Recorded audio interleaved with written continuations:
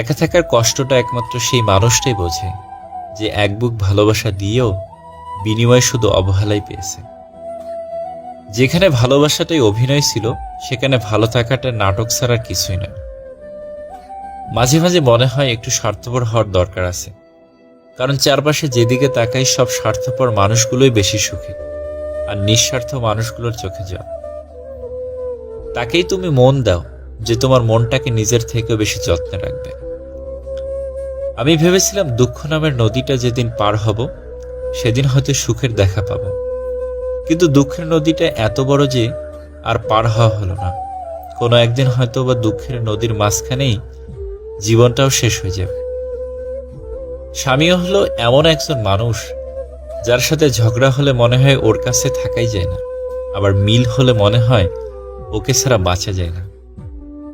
কালমের প্রশংসা সবাই করে, কিন্তু কালমেকে কেউ ঘরের বউ বানাতে চায় না। এটাই সমাজ।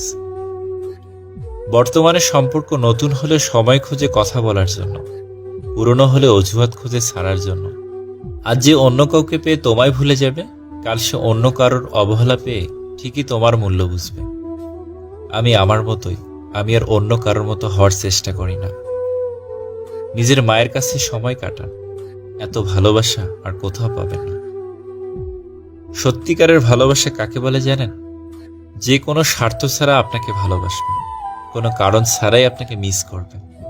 আপনার অসুস্থতায় সে আপনার পাশে ছায়ার মতো থাকবে, একটু দূরে গেলে অস্থির হয়ে যাবে, সময়ে অসময়ে আপনাকে পাগলের মতো খুঁজবে, আপনার খারাপ সময়ে আপনাকে বুঝবে। সত্যিকারের ভালোবাসতে কোনো কারণ লাগে না, আর যারা মন থেকে ভালোবাসে তারা কোনো কারণ খোঁজে না।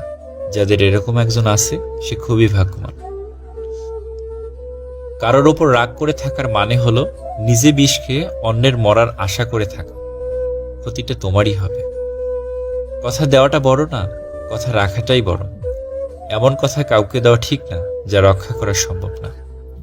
এই সমাজে সবাই তুলসী পাতা, আমি একমাত্র নিম পাতা। তবে তিতা হলেও উপকার ছাড়া কারো ক্ষতি করি না। যাকে তুমি ভালোবাসো তাকে নয়, যে তোমাকে ভালোবাসে তাকে ভালোবাসো। দেখবে জীবনে ভালোবাসার অভাব হবে না। ক্ষমা তাকেই করো যে ভুল করেছে, কিন্তু ক্ষমা তাকে করো না যে বেঈমানি করেছে। পেট ভরে গেলে যেমন মানুষ খেতে চায় না, ঠিক তেমনই প্রয়োজন ফুরিয়ে গেলে সে আর আপনাকেও কাছে চাইবে না। মেনে নিলে তুমি ভালো, না মানলে তুমি খারাপ। মুখ বুজে সহ্য করলে তুমি ভদ্র, মুখের ওপর জবাব দিলে তুমি বেয়াদব। সবাইকে সবসময় গুরুত্ব দেওয়া বোকামির মতো চিন্তা ভাবনা। কোনো কোনো সময় যার যতটুকু প্রাপ্য তাকে ততটুকুই গুরুত্ব দেওয়া উচিত। আমি স্বার্থপর না, শুধু তাদের থেকে দূরে সরে যাই যাদের কাছে আমার কোনো গুরুত্ব নেই।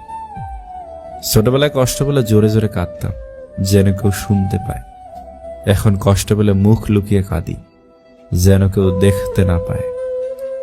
যে কখনো সম্মান পায়নি সে জানে না অন্যকে কিভাবে সম্মান করতে হয়। কখনো কখনো একা থাকা ভালো, কারণ কেউ আপনাকে আঘাত করতে পারে না। বর্তমান সমাজে তুমি যত বেশি সততার সাথে কথা বলবে তত বেশি অসম্মানিত হবে।